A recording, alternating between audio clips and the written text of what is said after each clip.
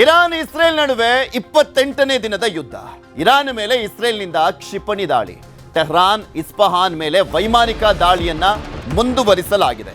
Iran Israel ನಡುವೆ 28ನೇ ದಿನದ ಯುದ್ಧ ನಡೀತಾ ಇದೆ. ಇರಾನ್ ಇಸ್ರೇಲ್ ನಡುವೆ 28ನೇ ದಿನದ ಯುದ್ಧದ ಸಂದರ್ಭ ಇನ್ನಷ್ಟು ಭೀಕರ ಪರಿಸ್ಥಿತಿಯನ್ನ ನಿರ್ಮಾಣ ಮಾಡ್ತಾ ಇರೋದು. ಟೆಹ್ರಾನ್ ಇಸ್ಫಹಾನ್ ಮೇಲೆ ವೈಮಾನಿಕ ದಾಳಿಯನ್ನು ಮಾಡಲಾಗಿದೆ ಇಸ್ರೇಲ್ನಿಂದ. ಇವೆಲ್ಲ ಇರಾನ್ನ ಪ್ರದೇಶಗಳು. ಕಸಾನ್ ಅಬನಾನ್ ಮೇಲೂ ಕೂಡ ದಾಳಿಯನ್ನ ಮಾಡಲಾಗಿದೆ. ದಾಳಿಯನ್ನ ಕಂಟಿನ್ಯೂ ಮಾಡಿದ್ದಾರೆ ಇಸ್ರೇಲ್ನವರು. ಅಮೆರಿಕಾದವರು ಸ್ಟಾಪ್ ಮಾಡಿದ್ದಾರೆ ಅಷ್ಟೇ. ಇಸ್ರೇಲ್ ಅವರು ಅಮೆರಿಕ ಮಾತು ಕೂಡ ಕೇಳ್ತಾ ಇಲ್ವಾ, ಅಥವಾ ಅಮೆರಿಕಾದವರು ಮಗುನು ಚಿವುಟಿ ತೊಟ್ಲನ್ನು ಕೂಡ ತೂಗ್ತಾ ಇದ್ದಾರಾ ಅಂತ. ಯಾಕೆಂದ್ರೆ ಇಸ್ರೇಲ್ ಅಮೆರಿಕದ ಮಾತನ್ನ ಕೇಳುತ್ತೆ, ಆದರೆ ಇಂಥ ಒಂದು ವಿಚಾರದಲ್ಲಿ ಯಾಕೆ ಕೇಳ್ತಾ ಇಲ್ಲ ಗೊತ್ತಾಗ್ತಾ ಇಲ್ಲ.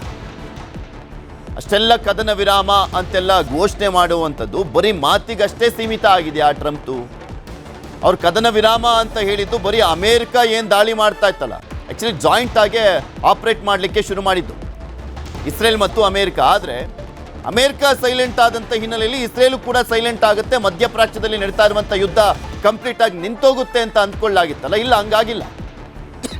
ಇಸ್ರೇಲ್ನವರು ಕಂಟಿನ್ಯೂಸ್ಲಿ ದಾಳಿಯನ್ನು ಮಾಡ್ತಾ ಇದ್ದಾರೆ. ಇರಾನ್ ಅವರು ಕೂಡ ಅಷ್ಟೇ, ಅವರು ಅಟ್ಯಾಕನ್ನು ಮಾಡ್ತಾ ಇದ್ದಾರೆ. ಕ್ಷಿಪಣಿ ದಾಳಿಯನ್ನು ಮಾಡಲಾಗ್ತದೆ, ಡ್ರೋನ್ ದಾಳಿಯನ್ನು ಮಾಡಲಾಗ್ತಾ ಇದೆ. ಮಧ್ಯಪ್ರಾಚ್ಯದ ದೇಶಗಳ ಮೇಲೂ ಕೂಡ ದಾಳಿಯನ್ನು ಮುಂದುವರಿಸಿರುವಂಥದ್ದು. ಸೌದಿ ಆಗಲಿ, ಕುವೈತ್, ಬಹ್ರೇನ್, ಕತಾರ್, ಎಲ್ಲ ಕಡೆನೂ ಕೂಡ ದಾಳಿಯನ್ನು ಕಂಟಿನ್ಯೂ ಮಾಡಿದ್ದಾರೆ ಇರಾನ್ನವರು ಕೂಡ. ಇನ್ನು ಇರಾನ್ಗೆ ಅಮೆರಿಕ ಅಧ್ಯಕ್ಷ ಟ್ರಂಪ್ ಮತ್ತೆ ವಾರ್ನಿಂಗ್ ಅನ್ನ ಕೊಟ್ಟಿದ್ದಾರೆ. ಹುಚ್ಚು ದೊರೆ, ಗಂಟೆಗೊಂದು ಸ್ಟೇಟ್ಮೆಂಟು, ದಿನಕ್ಕೊಂದು ಸ್ಟೇಟ್ಮೆಂಟು. ಇರಾನ್ಗೆ ಮತ್ತೊಮ್ಮೆ ಡೆಡ್ಲೈನ್ ಅನ್ನ ಕೊಟ್ಟಿದ್ದಾರೆ. ಮತ್ತೊಮ್ಮೆ ಡೆಡ್ಲೈನ್ ಕೊಟ್ಟಿದ್ದಾರೆ ಅಂದರೆ ಇವ್ರನ್ನ ಕ್ಯಾರೆ ಅಂತ ಇಲ್ಲ ಅಂತವ್ರು. ಏಪ್ರಿಲ್ 6 ಸಂಜೆ 8 ಗಂಟೆವರೆಗೂ ಇರಾನ್ಗೆ ಅವಕಾಶವನ್ನ ಕೊಡಲಾಗಿದೆ. ಏಪ್ರಿಲ್ 6ನೇ ತಾರೀಕು ಅಂದರೆ ಇನ್ನೂ ಒಂದು 11 ದಿನ ಇದೆ, 10 ದಿನ ಇದೆ. ತಮ್ಮ ಷರತ್ತುಗಳನ್ನು ಒಪ್ಪಲಿಕ್ಕೆ ಟ್ರಂಪ್ ಡೆಡ್ಲೈನ್ ಅನ್ನ ಕೊಟ್ಟಿದ್ದಾರಂತೆ. ಫಸ್ಟ್ ಎರಡು ದಿನ ಕೊಟ್ಟರು, ಅಂದರೆ 48 ಅವರ್ಸ್ ಡೆಡ್ಲೈನ್ ಅಂತ ಹೇಳಿದ್ರು ಅಮೇರಿಕಾದ ಅಧ್ಯಕ್ಷ. ಕ್ಯಾರೆ ಅನ್ನಲಿಲ್ಲ ಇರಾನ್, ಏನಾದರೂ ಮಾಡ್ಕೊಳ್ಳಿ ಅಂತ. ಅದಾದಮೇಲೆ 5 ದಿನ ಅಂತ ಹೇಳಿದ್ರು. ಅದಕ್ಕೂ ಕೂಡ ಜಗ್ತಾ ಇಲ್ಲ, ಬಗ್ತಾ ಇಲ್ಲ. ಈಗ ಇನ್ನೊಂದು 10 ದಿನ ಎಕ್ಸ್ಟೆಂಡ್ ಮಾಡಿದ್ದಾರೆ ಅಮೇರಿಕಾದವರು. 10 ದಿನ ಇರಾನ್ನ ಶಕ್ತಿ ಸ್ಥಾವರಗಳ ಮೇಲೆ ನಾವು ದಾಳಿ ಮಾಡಲ್ಲ ಅಂತ ಹೇಳ್ತಾ ಇದ್ದಾರೆ. ಹರ್ಮುಜ್ ಮುಕ್ತ ಮತ್ತು ಶಾಂತಿ ಮಾತುಕತೆಗೆ ಸಮಯವನ್ನ ಕೊಡಲಾಗಿದೆ. ಈ ಸಂಬಂಧ ಇರಾನ್ ಜೊತೆ ಮಾತುಕತೆಗಳು ಆಗ್ತಾ ಇದ್ದಾವೆ. ಅಲ್ಲಿಯವರೆಗೂ ಯಾವುದೇ ದಾಳಿಗಳನ್ನ ನಡೆಸಲಾಗೋದಿಲ್ಲ. ಇರಾನ್ ಜೊತೆ ಮಾತುಕತೆ ಫಲಪ್ರದ ಆಗುವಂತ ವಿಶ್ವಾಸ ಇದೆ ಅಂತ ಡೊನಾಲ್ಡ್ ಟ್ರಂಪ್ ಹೇಳಿಕೆಯನ್ನ ಕೊಟ್ಟಿರೋದು. ತಮ್ಮ ಟ್ರುತ್ನಲ್ಲಿ ಪೋಸ್ಟ್ ಹಾಕೊಂಡಿದ್ದಾರೆ ಅಮೆರಿಕಾದ ಅಧ್ಯಕ್ಷ. ಎಷ್ಟು ಮಟ್ಟಿಗೆ ಬಂತು ನೋಡಿ ಅಮೆರಿಕ. ಕಾಡಿ ಬೇಡಿ ಸೀಸ್ ಫೈರ್ಗೋಸ್ಕರ ಬೇಡ್ಕೊಳ್ಳುವಂತ ಪರಿಸ್ಥಿತಿ. ಲಿಟ್ರಲಿ ಅಮೆರಿಕ ತನ್ನ ಪ್ರತಿಷ್ಠೆಯನ್ನೇ ಪಣಕ್ಕಿಟ್ಟಿದೆ. ಯಾವುದೇ ಕಾರಣಕ್ಕೂ ಪ್ರತಿಷ್ಠೆಗೆ ಸೋಲಾಗಬಾರ್ದು ಅನ್ನುವಂಥ ನಿಟ್ಟಿನಲ್ಲಿ ಅವರು ಅಟ್ಯಾಕನ್ನು ಶುರು ಮಾಡಿದ್ದು. ಗೆದ್ದು ಬಿಡ್ತೀವಿ ಒಂದು ವಾರದಲ್ಲಿ ಅಂತ ಅಂದ್ಕೊಂಡಿದ್ರು. ಒಂದು ವಾರ ಅಲ್ಲ, 28 ದಿನ ಆದರೂ ಕೂಡ ಆಗ್ತಾ ಇಲ್ಲ ಅವ್ರ ಕೈಲಿ. ಕಂಟಿನ್ಯೂನೇ ಆಗ್ತಾ ಇದೆ ಯುದ್ಧ, ಬಗ್ತಾ ಇಲ್ಲ ಇರಾನ್. ಭಾರತದ ಮೇಲೆ ಮಧ್ಯಪ್ರಾಚ್ಯ ಯುದ್ಧದ ಎಫೆಕ್ಟ್ ಅಂತೂ ದೊಡ್ಡ ಮಟ್ಟದಲ್ಲೇ ತಟ್ಟಿದೆ. ಕಮರ್ಷಿಯಲ್ ಸಿಲಿಂಡರ್ ಅಭಾವದಿಂದ ಸಂಕಷ್ಟ.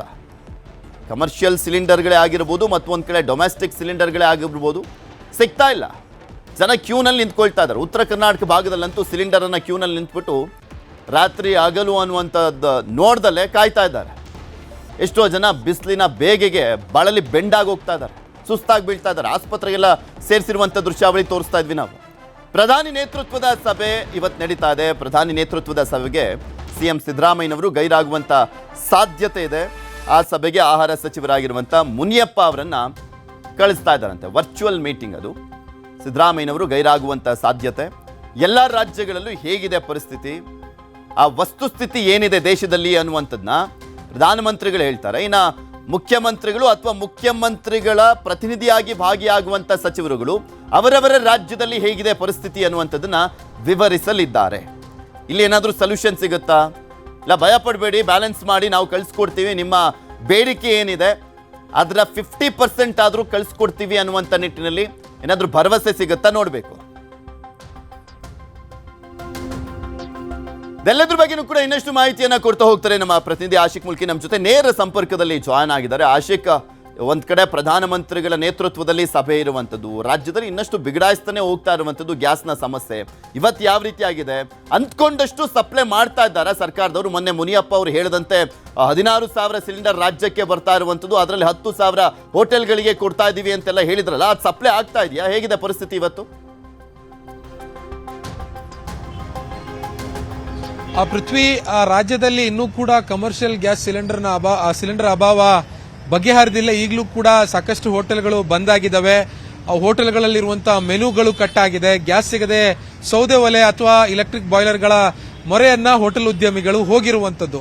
ರಾಜ್ಯ ಸರ್ಕಾರ 16,000 ಸಿಲಿಂಡರ್ ನಮಗೆ ಕಮರ್ಷಿಯಲ್ ಸಿಲಿಂಡರ್ ಬರ್ತಾ ಇದೆ, ಅದನ್ನ ಸಮರ್ಪಕವಾಗಿ ಎಲ್ಲೆಲ್ಲಿ ಎಸೆನ್ಷಿಯಲ್ ಸರ್ವಿಸ್ ಇದೆ ಅದಕ್ಕೆ ಪೂರೈಕೆ ಮಾಡುವಂತ ಕೆಲಸವನ್ನ ಮಾಡ್ತಾ ಇದೆ. ಮುಖ್ಯವಾಗಿ ಹೋಟೆಲ್ಗಳಿಗೆ ಪೂರೈಕೆಯನ್ನ ಮಾಡುವಂತದ್ದು 8,000 ರಿಂದ 10,000 ಸಿಲಿಂಡರ್ಗಳನ್ನ ಮಾಡ್ತಾ ಇದೀವಿ ಅಂತ ಹೇಳ್ತಾ ಇದ್ದಾರೆ. ಆದ್ರೆ ಹೋಟೆಲ್ ಉದ್ಯಮಿಗಳು ಇದನ್ನ ತಿರಸ್ಕರಿಸ್ತಾ ಇರುವಂತದ್ದು. ಅಂದ್ರೆ ನಮಗೆ ಸರ್ಕಾರ ಹೇಳಿರುವಷ್ಟು ಪ್ರಮಾಣದಲ್ಲಿ ಸಿಲಿಂಡರ್ಗಳು ಸಿಗ್ತಾ ಇಲ್ಲ ಅನ್ನುವಂಥದ್ದನ್ನ ಏನು ಹೋಟೆಲ್ ಉದ್ಯಮಿಗಳು ಸ್ಪಷ್ಟಪಡಿಸ್ತಾ ಇದ್ದಾರೆ. ಮತ್ತೊಂದು ಕಡೆಯಿಂದ ಗೃಹ ಬಳಕೆಯ ಗ್ಯಾಸ್ ಕೂಡ ಸಮಸ್ಯೆ ಆಗುವಂತಹ ಆತಂಕ ಇದೆ. ಹೀಗಾಗಿ ನಗರದ ಬಹುತೇಕ ಎಲ್ಲಾ ಗ್ಯಾಸ್ ಏಜೆನ್ಸಿಗಳ ಮುಂಭಾಗದಲ್ಲೂ ಕೂಡ ಸರತಿ ಸಾಲುಗಳು ಕಾಣೋದಕ್ಕೆ ಸಾಧ್ಯ ಆಗುತ್ತೆ. ಬೆಳಿಗ್ಗೆಯಿಂದ ಸಂಜೆವರೆಗೂ ಕೂಡ ಗ್ಯಾಸ್ಗಳನ್ನು ಬುಕ್ ಮಾಡೋದಕ್ಕೆ ಜನರು ತುದಿಗಾಲಲ್ಲಿ ನಿಂತಿರುವಂತದ್ದು. ಆದರೂ ಕೂಡ ಗ್ಯಾಸ್ ಬುಕ್ ಆಗದೆ ಸಾಕಷ್ಟು ಮಂದಿ ನಿರಾಸೆಯಿಂದ ವಾಪಸ್ ಹೋಗ್ತಾ ಇರುವಂತದ್ದು. ಮತ್ತೆ ಮರುದಿನ ಬಂದು ಗ್ಯಾಸ್ ಬುಕ್ ಮಾಡೋದಕ್ಕೆ ಅದೇ ಸರತಿ ಸಾಲಿನಲ್ಲಿ ನಿಲ್ಲುವಂತ ಕೆಲಸವನ್ನ ಮಾಡ್ತಾ ಇದ್ದಾರೆ. ಒಂದ್ ಕಡೆ ಗ್ಯಾಸ್ ಏಜೆನ್ಸಿಗಳ ಬಳಿ, ಮಾಲೀಕರ ಬಳಿ ವಿಚಾರಿಸುವಂತ ಸಂದರ್ಭದಲ್ಲಿ ಜನ ಬರ್ತಿದ್ದಾರೆ ನಿಜ, ಆದ್ರೆ ಈ ಜನರ ಬೇಡಿಕೆ ಜಾಸ್ತಿ ಆಗ್ತಾ ಇದ್ದ ಹಾಗೆ ಆ ಒಂದು ನಿರ್ದಿಷ್ಟವಾಗಿರುವಂತಹ ಪೆಟ್ರೋಲ್ ಕಂಪನಿಗಳ ವೆಬ್ಸೈಟ್ ಏನಿದೆ, ಬುಕ್ ಮಾಡೋದಕ್ಕೆ ಆ ಒಂದು ಪೆಟ್ರೋಲಿಯಂ ಕಂಪನಿಗಳ ಏನು ವೆಬ್ಸೈಟ್ ವ್ಯವಸ್ಥೆ ಇರುತ್ತೆ, ಅದರಲ್ಲಿ ಅಪ್ಡೇಟ್ ಆಗ್ತಾ ಇಲ್ಲ, ಸರ್ವರ್ ಡೌನ್ ಆಗ್ತಾ ಇದೆ ಅನ್ನುವಂತ ಮಾಹಿತಿಯನ್ನ ಗ್ಯಾಸ್ ಏಜೆನ್ಸಿಗಳ ಮಾಲೀಕರು ಕೊಡ್ತಾ ಇರುವಂತದ್ದು. ಹೀಗಾಗಿ ಕಮರ್ಷಿಯಲ್ ಇರಬಹುದು ಅಥವಾ ಡೊಮೆಸ್ಟಿಕ್ ಇರಬಹುದು, ಎರಡೂ ಗ್ಯಾಸ್ಗಳು ಕೂಡ ಇದೀಗ ಸಮಸ್ಯೆ ಎದುರಾಗ್ತಾ ಇರುವಂತದ್ದು. ಮತ್ತೆ ಮೊನ್ನೆ ಆ ಶೆಲ್ ಪೆಟ್ರೋಲ್ ಬಂಕ್ ನಲ್ಲಿ 2 ರಿಂದ 3 ರೂಪಾಯಿ ಪೆಟ್ರೋಲ್ ಬೆಲೆ ಜಾಸ್ತಿ ಆಗಿತ್ತು. ನಿನ್ನೆ ನಯಾರಾ ಎನರ್ಜೀಸ್ ವ್ಯಾಪ್ತಿಯ ಅಷ್ಟು ಬಂಕ್ಗಳಲ್ಲಿ ಪೆಟ್ರೋಲ್ಗೆ 5 ರೂಪಾಯಿ ಮತ್ತು 3 ರೂಪಾಯಿ ಡೀಸೆಲ್ಗೆ ಜಾಸ್ತಿ ಆಗಿರುವಂತದ್ದು. ಹೀಗಾಗಿ ಸಹಜವಾಗಿ ಸಾರ್ವಜನಿಕರಲ್ಲೂ ಕೂಡ ಒಂದು ಆತಂಕ ಮೂಡಿದೆ ಪೃಥ್ವಿ. ಮತ್ತೆ ಪೆಟ್ರೋಲ್ ಮತ್ತು ಡೀಸೆಲ್ ಬೆಲೆ ಏರಿಕೆ ಆಗ್ತಾ ಇದ್ದ ಹಾಗೆ ಜನಜೀವನ ವ್ಯವಸ್ಥೆಯೂ ಕೂಡ ಒಂದು ಸ್ವಲ್ಪ ಹೊಡೆತ ಬೀಳುತ್ತೆ. ಎಲ್ಲಾ ಬಗೆಯ ತರಕಾರಿ ಇರಬಹುದು, ವಸ್ತುಗಳ ಆಹಾರ ಪದಾರ್ಥ ಇರಬಹುದು ಅಥವಾ ಎಸೆನ್ಸಿಯಲ್ ಸರ್ವಿಸ್ ಇರಬಹುದು, ಎಲ್ಲದರ ಬೆಲೆಯೂ ಕೂಡ ದರವೂ ಕೂಡ ಜಾಸ್ತಿ ಆಗುತ್ತೆ. ಸೊ ಜನರಿಗೆ ಸಾಮಾನ್ಯವಾಗಿ ಪೆಟ್ರೋಲ್ ಮತ್ತು ಡೀಸೆಲ್ ಬೆಲೆ ಏರಿಕೆ ಆಗ್ತಾ ಇದೆ ಅಂತ ಹಾಗೆ ಒಂದು ರೀತಿಯ ಆತಂಕ ಮೂಡೋದು ಸಹಜ. ಹೀಗಾಗಿ ಈ ಬಾರಿಯೂ ಕೂಡ ಅದೇ ರೀತಿಯಾಗಿರುವಂತಹ ವಾತಾವರಣ ರಾಜ್ಯದಲ್ಲೂ ಕೂಡ ನಿರ್ಮಾಣ ಆಗಿರುವಂತದ್ದು. ಇದು ಕೇವಲ ಕರ್ನಾಟಕದ ಮಾತ್ರ ಕಥೆಯಲ್ಲ, ಬಹುತೇಕ ದೇಶದ ಎಲ್ಲಾ ರಾಜ್ಯಗಳಲ್ಲೂ ಕೂಡ ಇದೇ ರೀತಿಯಾಗಿರುವಂತಹ ವಾತಾವರಣ ಇದೆ ಅನ್ನುವಂಥದ್ದನ್ನ ಹಲವು ಸುದ್ದಿ ಮಾಧ್ಯಮಗಳು ವರದಿಯನ್ನ ಮಾಡ್ತಾ ಇರುವಂತದ್ದು. ಹೀಗಾಗಿ ಪರಿಸ್ಥಿತಿಯನ್ನ ಅವಲೋಕಿಸುವಂತ ನಿಟ್ಟಿನಲ್ಲಿ ಇವತ್ತು ಪ್ರಧಾನಿ ನರೇಂದ್ರ ಮೋದಿ ಅವರು ಒಂದು ಸಭೆಯನ್ನ ಮಾಡ್ತಾ ಇರುವಂತದ್ದು. ಸಭೆಯಲ್ಲಿ ಎಲ್ಲಾ ರಾಜ್ಯಗಳ ಮುಖ್ಯಮಂತ್ರಿಗಳು ಕೂಡ ಭಾಗಿಯಾಗ್ತಾರೆ. ಆದ್ರೆ ನಮ್ಮ ರಾಜ್ಯದ ಮುಖ್ಯಮಂತ್ರಿ ಸಿದ್ದರಾಮಯ್ಯ ಅವರು ಭಾಗಿ ಆಗಲ್ಲ ಅನ್ನುವಂತ ಒಂದು ಮಾಹಿತಿ ಇದೆ. ಅವರ ಬದಲಿಗೆ ಆಹಾರ ಸಚಿವ ಮುನಿಯಪ್ಪ ಅವರು ಭಾಗಿಯಾಗ್ತಾರೆ.